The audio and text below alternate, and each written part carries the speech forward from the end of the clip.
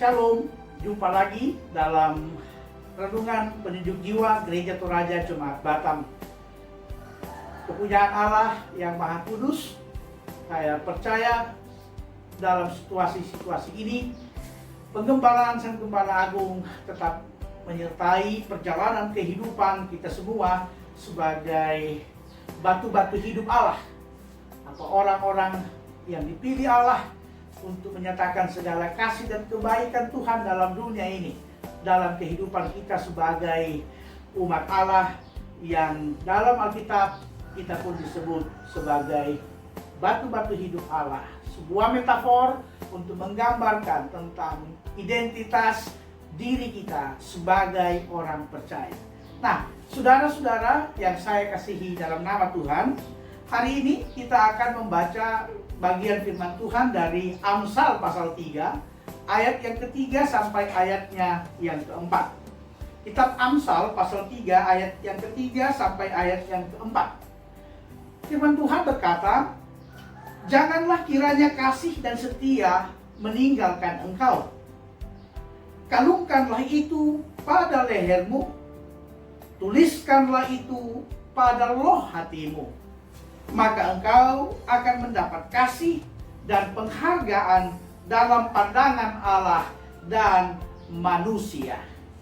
Saudara-saudara yang dikasihi oleh Tuhan, dimanapun Anda berada, setiap kepunyaan Allah, sebagai kepunyaan Allah atau sebagai batu-batu hidup Allah, senantiasa kita merindukan hidup yang diberkati Tuhan. Kita semua merindukan hari lepas hari di setiap jejak hidup kita, kehadiran berkat Tuhan itu selalu kita rasakan dan kita nikmati dalam kehidupan kita. Nah, pembacaan kita hari ini membawa kita untuk menyiapkan kehidupan kita, menerima segala berkat Tuhan melalui yang namanya hikmat. Sebagaimana pengajaran kitab Amsal pada hari ini, bahwa lewat hikmat yang kita miliki, lewat hikmat Allah dalam diri kita, kita akan menerima berbagai berkat Tuhan. Atau dalam bahasa firman Tuhan tadi, bahwa kita akan mendapatkan, memperoleh penghargaan dalam pandangan Allah dan dalam pandangan manusia. Nah, saudara-saudara, di sepanjang Alkitab atau sebagian besar Alkitab kita menceritakan bahwa hikmat itu sesuatu yang sangat dijunjung tinggi, dan dilukiskan di sana bahwa hikmat itu adalah harta yang layak dicari. Amsal 3 ayat 13 sampai 18 mengatakan bahwa hikmat itu lebih baik ketimbang kekayaan. Hikmat itu lebih baik ketimbang dari kekayaan. Luar biasa, bukan? Bahwa nilai hikmat itu lebih tinggi, lebih bernilai daripada segompok kekayaan kehidupan, harta benda yang kita miliki. Nah, pertanyaannya adalah, dari mana sumber hikmat dalam kehidupan kita? Bagaimana kita memperoleh hikmat sebagai sesuatu yang layak kita cari, sebagai sesuatu yang selalu kita rindukan ada dalam hidup kita. Roma 16 ayat 27, dalam kitab Roma pasal 16 ayat 27, di sana dikatakan bahwa hikmat bersumber dari Allah. Hikmat bersumber dari Allah, dan dialah satu-satunya yang penuh hikmat. Roma 16 ayat 27. Dalam arti bahwa hikmat di dalam diri Allah kita bisa peroleh sebagai sumber hikmat dalam kehidupan kita, asalnya dari Tuhan. Sebab Tuhan sendirilah, Allah sendirilah sumber hikmat itu. Nah, bagaimana kita memperolehnya? Hikmat dari Allah. Kolose 2 ayat 20, Kolose pasal 2 ayat 3 mengatakan bahwa kita bisa menemukan hikmat dalam perbuatan dan perilaku Yesus. Sebab di dalam dirinya lah kepenuhan hikmat itu tersimpan. Ia sebagai sebuah harta yang tersembunyi dalam pengetahuan kita, dalam karya dan dalam perbuatan Yesus sendiri. Maka kalau kita mau menimba hikmat dari Allah, tentu kita mesti belajar, kita mesti menemukannya dalam perbuatan-perbuatan Yesus sendiri, yang di semuanya itu atau dalam kesemua perbuatannya mencerminkan tentang hikmat itu sendiri. Nah, karena itu bagaimana kita bisa memperoleh lagi hikmat Yesus? Bagaimana kita bisa memperoleh hikmat dari Yesus yang daripadanya adalah sumber hikmat itu? Saudara-saudara, kita tidak bisa memperoleh hikmat dengan jalan lain. Kita dapat memperoleh hikmat Yesus Kristus dalam kehidupan ini tentu di dalam membaca dan menerapkan kitab suci, firman Tuhan. Dari sanalah harta kekayaan hikmat Allah, baik dalam pikiran Allah dan dalam perbuatan Allah di dalam Yesus, kita bisa menimbanya, kita bisa memperolehnya, dan kita bisa memegangnya dalam kehidupan kita hari lepas hari. Maka saudara-saudara yang dikasihi Tuhan, untuk memperoleh hikmat, kita tidak bisa melihat kehidupan ini dari sudut pandang kita. Untuk memperoleh hikmat, sebagaimana dalam kehidupan Yesus. Kehidupan Yesus adalah kehidupan yang menuruti kehendak Bapanya. Kehidupan Yesus adalah kehidupan yang menaati kehendak Bapanya dalam kehidupan ini. Maka ketika pun orang Kristen, ketika pun kita mau hidup memperoleh hikmat, maka kita tidak boleh memikirkan semua hal berdasarkan pikiran dan perasaan kita, tetapi mari kita memandang hidup ini dari cara Allah memandang hidup ini, dan bagaimana kita menjalani hidup ini. Tentu kita menjalani hidup ini berdasarkan cara Allah di dalam Yesus menjalani hidup ini dengan semua karya dan perbuatan Yesus dalam kehidupan.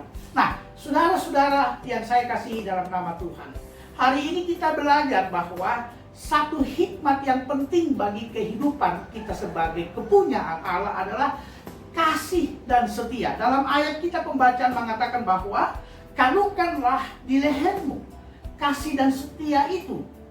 Itu hikmat dari Allah. Kalungkan di lehermu. Saudara-saudara, kasih dan setia adalah hikmat yang begitu mulia dari Tuhan. Walaupun kalau kita lihat dalam teks bacaan kita, susunannya agak terpisah, kasih dan setia. Tetapi saudara-saudara, sesungguhnya kasih dan setia ini sebuah hal yang satu, sebuah hal yang tidak bisa dipisahkan.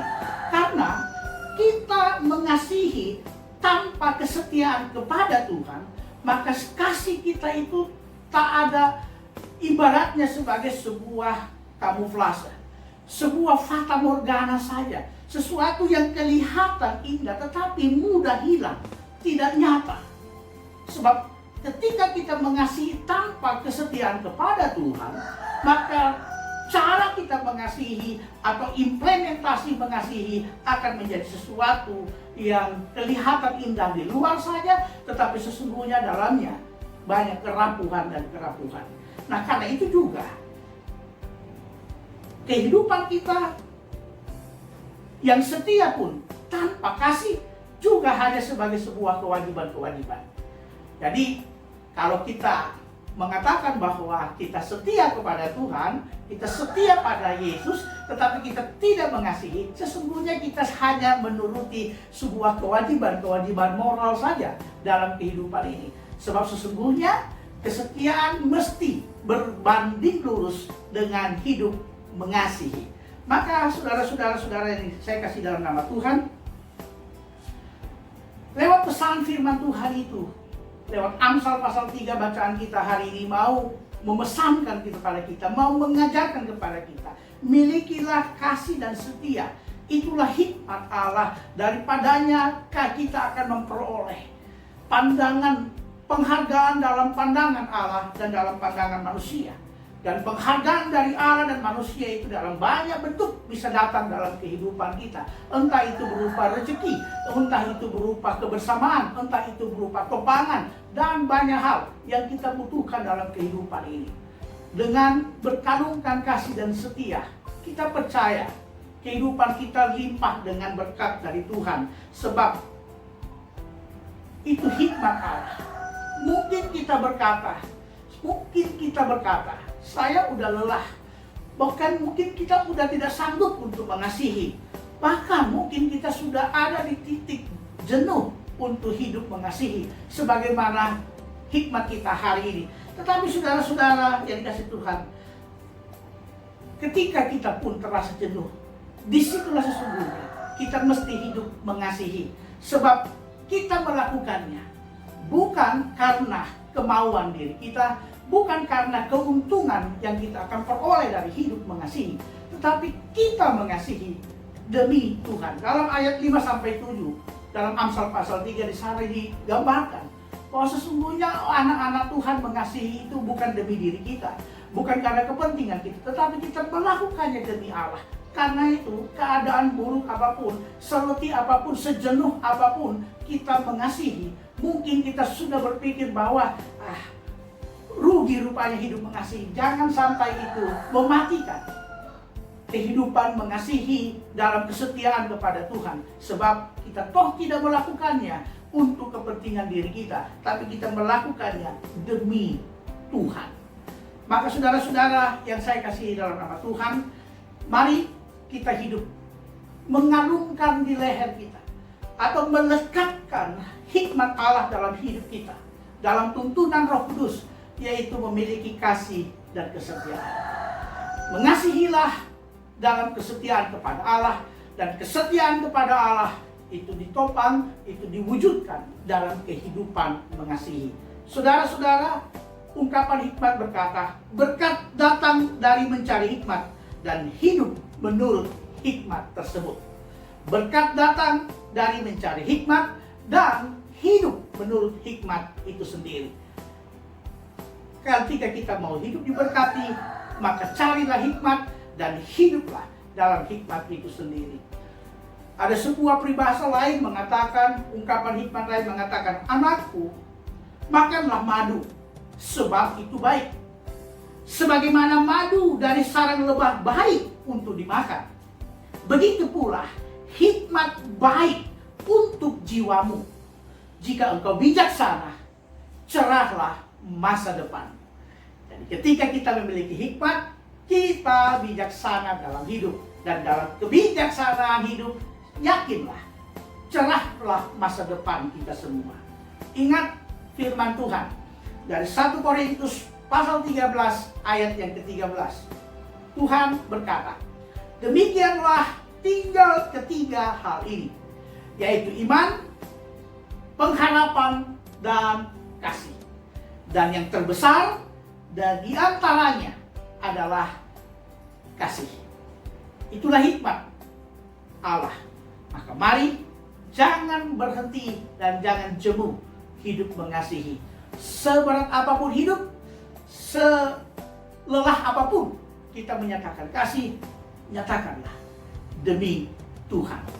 Dan percayalah, masa depanmu cerah di dalam kasih dan kemurahan Tuhan. Selamat menjalani hari hidup, tetap tenang, hidup sehat. Tuhan memberkati dalam segala hikmat-Nya yang ada pada kita semua. Amin.